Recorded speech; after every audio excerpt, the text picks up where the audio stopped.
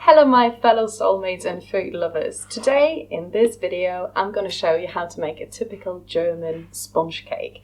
But this one's actually quite special because it's called sandy cake. I'm going to show you a trick on how to avoid to make it that sandy. And that's a special cake for me because it's super German. Whenever I come from abroad, I come back home, I ask my mom to do that kind of cake. So let's start and get this thing going. So the first thing I did, obviously, I tried to heat up the oven, so about 180 degrees now. And the first thing I'm going to do is put together the wet ingredients. We're going to need 4 eggs.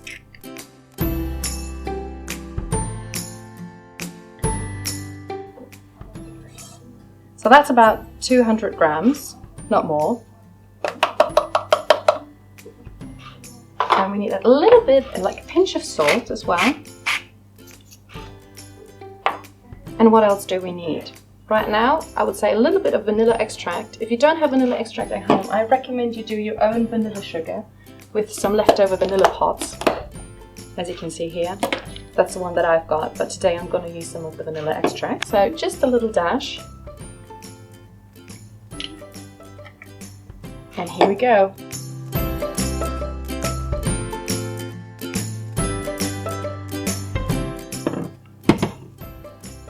That's about that.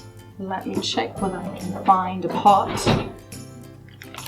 So that's about 250 grams of butter, or I think 2 sticks if you will. That's going to go in. Okay, while the butter is actually melting down, I can already show you what else is going to go into the cake. So we will need some cream. We don't have to whip it though. We will need some coconut oil for the frosting later on, as well as some white chocolate and some lemons. And one thing that I always like to add, and that's actually key ingredients to make it moist, is eggnog. I know it's maybe something that you don't have at home, but honestly, if you're a passionate food and lover and you love to do cakes, then I can tell you that eggnog is definitely something you have to have in the fridge. This boy is melting down. Amazing. Make sure that it doesn't bubble or anything like that, so it's just about to melt down, and then you can put it into the mixture. So I'm just going to stir it up again, just slightly.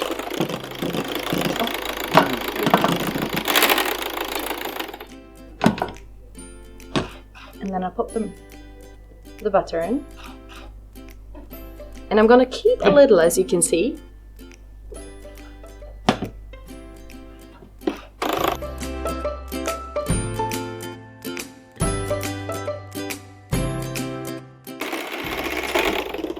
So it's slightly creamy now. So what we can do now, put this aside. And go on with the dry ingredients. So in here I have about 150 grams of starch as well as 150 grams of flour, which I'm going to sift into this huge bowl. Oh my lord. That's quite a pleasant work, to be honest, sifting some flour and some starch. I actually like that. What we need now is a teaspoon of baking soda. No, let's say baking powder. It's not baking soda in this case. Yeah. Okay. And now we can put it into our mixture. Ooh. Little by little, obviously.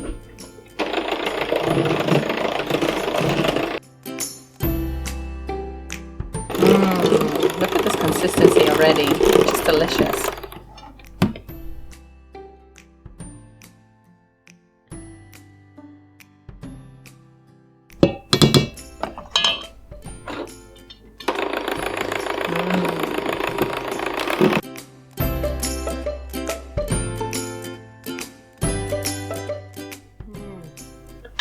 So now we're just going to put like a drop of cream in there. And now the actual key and secret ingredient, just a dash of eggnog. That's enough. Mix this up again. Look at the fluffiness of this batter. It's just an amazing dough, to be honest. And now the rest of the flour.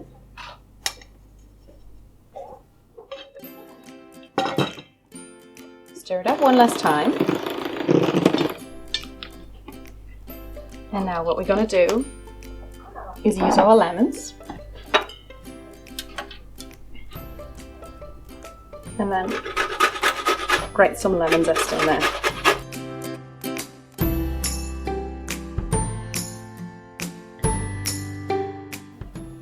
Okay, let me try that. Just so good. So good already.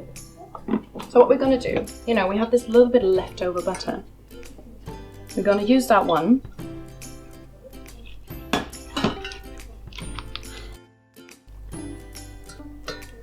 Put this baby right here to butter it a little. There we are.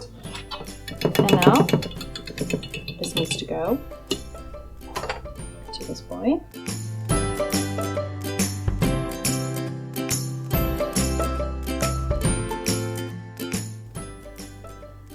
Okay, just gonna get the rest of it as well. So scrape every little piece of it out because it's just so amazing, like you don't want to waste anything. All right, and that's about it. And now we just have to wait until this boy is ready. This is going to be such a lush cake because we're also going to put some of our favorite jam in it. I mean, I use some currant jam, but you can use anything actually. You can use strawberry, raspberry, any sort of, if you want to, peachy flavor.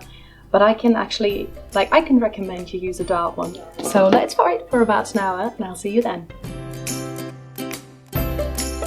So the cake is ready now. Look at this, amazing color. So good. Just gonna pop it on here and let it cool down. So guys, the cake is now ready.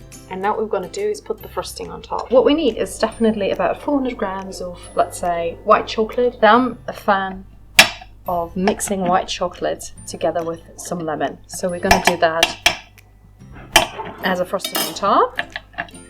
That we're going to need to heat up the chocolate. Beautiful.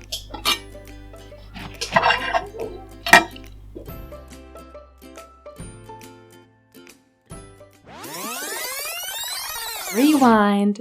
Just a little advice from my side. I made a mistake here and put in the lemon juice already. Please put in the lemon juice after everything is melted. Otherwise the white chocolate is gonna curdle. And now a little bit of the coconut oil.